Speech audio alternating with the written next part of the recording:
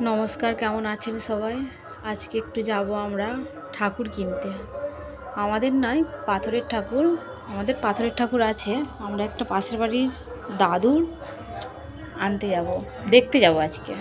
আনবো পরে, দেখি গিয়ে কি বলে। তো সকাল সকাল ঘুম থেকে উঠে স্নান টান সেরে রেডি হয়ে নিচ্ছি ঠাকুর দেখতে উদ্দেশ্যে। বেরিয়ে পড়লাম। অনেক রাস্তা, সকাল সকাল বেরিয়েছি।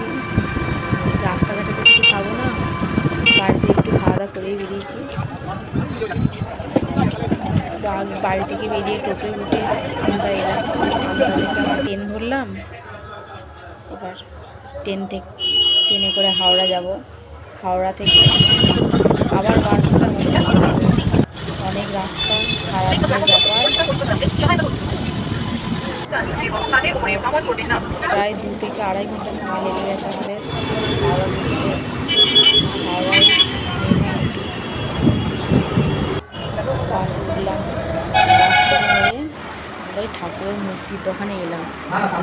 তো অনেকগুলো দোকানে ঢুকলাম, কিন্তু সেরকম মূর্তি আমাদের পছন্দ হচ্ছে না। কারণ 2.5 ফুটের ঠাকুর নেব, তো ঠাকুর ঘর বেশি বড় নয়। 2.5 ফুটের যুগল মূর্তি নেব দেখছি, কিন্তু দামটাও অনেকটা বলছে। সেরকম আমাদের ঠিক পোষাচ্ছে না। দেখি আবার অন্য দোকানে গেলাম, গিয়ে দেখছি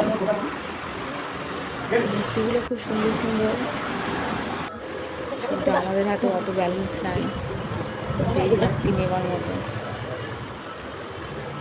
ভালোই লাগছে ঠাকুরগুলো। ঘুরতে ঘুরতে একটু খিদে পেয়ে গেল সবাইকে, দেখুন চা খেয়ে আসি।